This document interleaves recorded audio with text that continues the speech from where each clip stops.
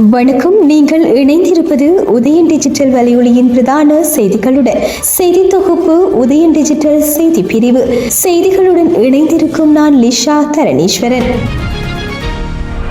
இம்முறை கல்வி பொது தராதர சாதாரண தர பரீட்சைக்கு 4,74,147 பரீட்சார்த்திகள் விண்ணப்பித்துள்ளதாக பரீட்சைகள் ஆணையாளர் நாயகம் அமித் ஜெயசுந்தர தெரிவித்துள்ளார்.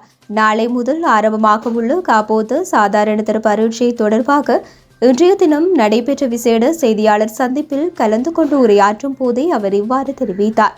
அந்த விண்ணப்பதாரர்களில் 3,98,182 பாடசாலை விண்ணப்பதாரர்களும் 75,968 தனியார் விண்ணப்பதாரர்களும் இருப்பதாக தெரிவித்தார். நாளை தொடங்கவுள்ள இந்த பரீட்சைக்கு பரீட்சை மண்டபத்திற்கு முன்கூட்டியே வருமாறும் தேவையற்ற பொருட்களை பரீட்சை மண்டபத்திற்குள் கொண்டு வருவதை தவிர்க்குமாறும் பரீட்சை ஆணையாளர் நாயகம் பரீட்சார்த்திகளிடம் சிறப்பு வேண்டுகோளை விடுத்தார். அதன்படி இதை யாராவது மீறினால் அது பரீட்சை குற்றமாக கருதப்பட்டு அதிகபட்ச ஒழுங்கு நடவடிக்கை எடுக்கப்படும். இதன் விளைவாக 5 ஆண்டுகள் பரீட்சைக்கு தடை விதிக்கப்படலாம் என்றும் அவர் தெரிவித்துள்ளார். மட்டக்களப்பு போலீஸ் பிரிவுக்கு உட்பட்டு கல்லடிப்பாலம் அருகில் இன்றைய தினம் காலை 7:30 மணியளவில் இடம்பெற்ற விபத்தில் ஒருவர் உயிரிழந்துள்ளார். இந்த விபத்தில் காத்தான்குடியை சேர்ந்த 42 வயதான ஒருவரே உயிரிழந்துள்ளார். கல்முனையில் இருந்து மட்டக்களப்பு நோக்கி வந்து அரசு போக்குவரத்து பேருந்து ஒன்றுடன் மோட்டார் சைக்கிள் மோதியதாலேயே இந்த விபத்து இடம்பெற்றுள்ளது.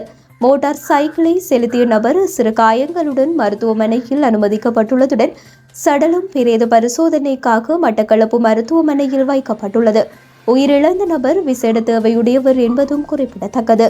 மேலதிக விசாரணைகளை மட்டக்களப்பு போக்குவரத்து போலீசார் மேற்கொண்டு வருகின்றனர். தொழிற்சங்கத்தினர் ஒன்றிணைந்து பணி புறக்கணிப்பை ஆரம்பித்துள்ளனர். அதன்படி இன்றைய தினம் 4 மணிக்கு ஆரம்பமாகியுள்ள நிலையில் எதிர்வரும் 18ஆம் திகதி வரை 48 மணி நேர அடையாள வேலை நிறுத்தம் அமுல்படுத்தப்பட உள்ளதாக ஒன்றிணைந்த தபால் தொழிற்சங்க முன்னணியின் இணை ஏற்பாட்டாளர் சிந்தக பண்டார தெரிவித்துள்ளார். தபால் திணைக்களத்தில் சுமார் 7,500 ஊழியர்களின் பற்றாக்குறை காணப்படுவதாகவும் அதற்கு தீர்வு காணும் நோக்கில் இந்த தொழில் நடவடிக்கை முன்னெடுக்கப்பட உள்ளது. 2 நாட்கள் வேலை நிறுத்தத்திற்கு பின்னர் எங்களுக்கு நியாயமான மற்றும் உறுதியான தீர்வுகள் கிடைக்காவிட்டால் தொழிற்சங்க நடவடிக்கையை மேலும் கடுமையாக்க எதிர்பார்த்துள்ளதாகவும் அவர் மேலும் தெரிவித்தார். கனிமுள்ள சஞ்சீவ கொலைக்கு மூளையாக செயல்பட்டதாக கருதப்படும் பிரதான சந்தேக நபரான இசாரா செவ்வந்தி கடல் வழியாக மாலைத்தீவுக்கு தப்பி சென்றிருக்கலாம் என சந்தேகம் வெளியிடப்பட்டுள்ளது. போலீசார் தேடலை ஆரம்பிக்கும் முன் சக்தி வாய்ந்த பாதாள உலக கும்பலை சேர்ந்த ஒருவரால் செவ்வந்தி மாலைத்தீவுக்கு அழைத்து செல்லப்பட்டுள்ளதாக தகவல்கள் கசிந்துள்ளன. மேலும் இதற்கான அனைத்து ஏற்பாடுகளையும் வெளிநாட்டில் இருக்கும் பாதாள உலக கும்பல் உறுப்பினர் கையாண்டுள்ளதாக தெரிவிக்கப்படுவதுடன் பிரதான சந்தேக நபரான இசார செவ்வந்தியை கைது செய்ய போலீசார் தீவிர விசாரணைகளில் ஈடுபட்டுள்ளனர். கண்ணியமான சாரதிகளுக்காக எதிர்காலத்தில் வெகுமதி திட்டத்தை நடைமுறைப்படுத்த இலங்கை போலீசார் திட்டமிட்டுள்ளனர். அதன்படி வாகன சாரதிகள் பாதுகாப்பான முறையில் வாகனங்களை செலுத்த வேண்டும் என போலீசார் கோரியுள்ளனர். பதில் போலீஸ் மா அதிபர் பெரியந்த வீரசூரியவின் ஆலோசனைக்கு அமைய இந்த நடவடிக்கை எடுக்கப்பட்டுள்ளது. இந்த வருடத்தின் இதுவரையான காலப்பகுதியில் இடம்பெற்ற 412 வீதி விபத்துகளில் 431 பேர் உயிரிழந்தனர். அந்த காலப்பகுதியினுள் நாடளாவிய ரீதியாக 925 பாரிய சம்பவங்கள் பதிவாகியுள்ளன. போலீஸ் அறிக்கைகளுக்கு அமைய இந்த விடயம் கண்டறியப்பட்டுள்ள நிலையில் குறித்த நடவடிக்கை மேற்கொள்ளப்பட்டுள்ளது. உயிர்த்த ஞாயிறு பயங்கரவாத தாக்குதல்களின் 6வது ஆண்டு நிறைவுக்கு முன்னர் நீதி நிலைநாட்டப்படும் என கொழும்பு பேராயர் கர்தினால் மெல்கம் ரஞ்சித் நம்பிக்கை வெளியிட்டுள்ளார். கொழும்பில் இடம்பெற்ற நிகழ்வொன்றில் கலந்து கொண்டு அவர் நேற்றைய தினம் இதனை தெரிவித்துள்ளார். அவர் மேலும் தெரிவிக்கையில், நீதி உறுதி செய்யப்படாவிட்டால் வீதிகளில் இறக்கி போராட்டம் நடத்துவது அவசியமாகிவிடும் என்றும் எச்சரித்துள்ளார். நாட்டை ஆண்டவர்கள் உயிர்த்த ஞாயிறு தாக்குதல்கள் தொடர்பாக வாக்குறுதிகளை அளித்தனர். ஆனால் அவர்கள் ஒரு வாக்குறுதியை கூட நிறைவேற்றவில்லை. அந்த அமைப்பை மாற்றுவதற்காகவே இந்த அரசாங்கத்தை ஆட்சிக்கு கொண்டு வந்தோம். இருப்பினும் அமைப்பு மாறவில்லை என்றால் தாமும் தமது நிலைப்பாட்டை மறுபரிசீலனை செய்ய வேண்டியிருக்கும்.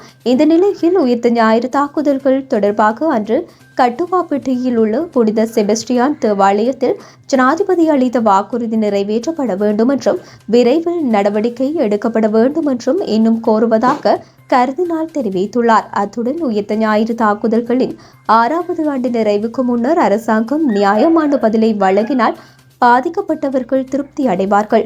இருப்பினும் அது நடக்கவில்லை என்றால் மீண்டும் போராட்டம் நடத்துவதை தவிர வேறு வழியில்லை என்றும் அவர் எச்சரித்துள்ளார். யாழ்ப்பாணம் போலீஸ் நிலைய குற்ற விசாரணை பிரிவு மற்றும் போதை தடுப்பு போலீசார் இணைந்து மேற்கொண்ட சோதனையில் பாரியளவில் கசிப்பு உற்பத்தி நடவடிக்கையில் ஈடுபட்ட நிலையம் ஒன்று முற்றுகையிடப்பட்டுள்ளது.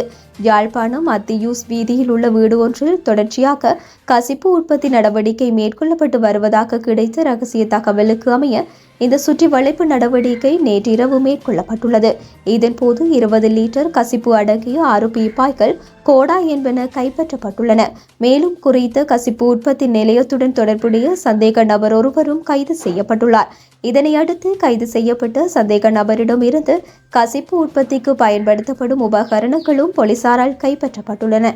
சம்பவம் தொடர்பான மேலதிக விசாரணைகளை யாழ்ப்பாணம் போலீசார் மேற்கொண்டு வருகின்றனர்.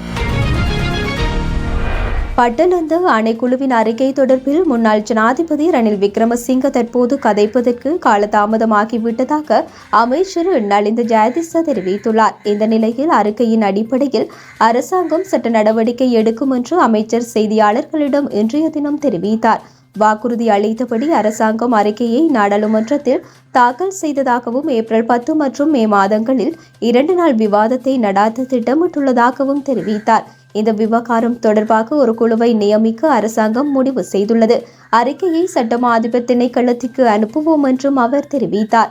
விவாதத்தை நடாத்துவதற்கு எதிராக ஐக்கிய தேசிய கட்சி மற்றும் எதிர்க்கட்சித் தலைவர் சஜித் பிரேமதாச தலைமையிலான ஐக்கிய மக்கள் சக்தி குழுவினர் வாதிட்டதாகவும் எனினும் விவாதத்திற்கான திகதியை அரசாங்கம் ஒதுக்கியுள்ளதாகவும் தெரிவித்தார். நாட்டில் ஜனநாயகம் மற்றும் நீதிக்காக நாங்கள் விவாதத்தை நடாத்துவோம். மக்கள் உண்மையை அறிய வேண்டும் என்று அமைச்சர் சுட்டிக்காட்டினார். பட்டலந்து சம்பவம் குறித்து முழுவதும் அறிந்தவர் முன்னாள் ஜனாதிபதி விக்ரமசிங்க என்றும் அல் ஜசீராவின் சமீபத்திய நேர்காணலில் கேள்வி எழுப்பும் வரை அவர் அதை பற்றி ஒருபோதும் பேசவில்லை என்றும் அமைச்சர் தெரிவித்தார். இன்று இல்லை, கடந்த 35 ஆண்டுகளாக ரணில் இதை பற்றி பேசியிருக்கலாம். அல் ஜசீரா அதை பற்றி பேசும் வரை அவர் எதுவும் சொல்லவில்லை. ரணில் இப்போது மிகவும் காலம் தாழ்த்திவிட்டார் என்று அவர் தெரிவித்தார். இத்துடன் உதயம் டிஜிட்டல் வலையொலியின் இரவு நேர பிரதான செய்திகள் நிறைவடைகின்றன. தொடர்ந்தும் நாளை காலை நேர பிரதான செய்திகளுடன் இணைந்திருங்கள். வணக்கம்.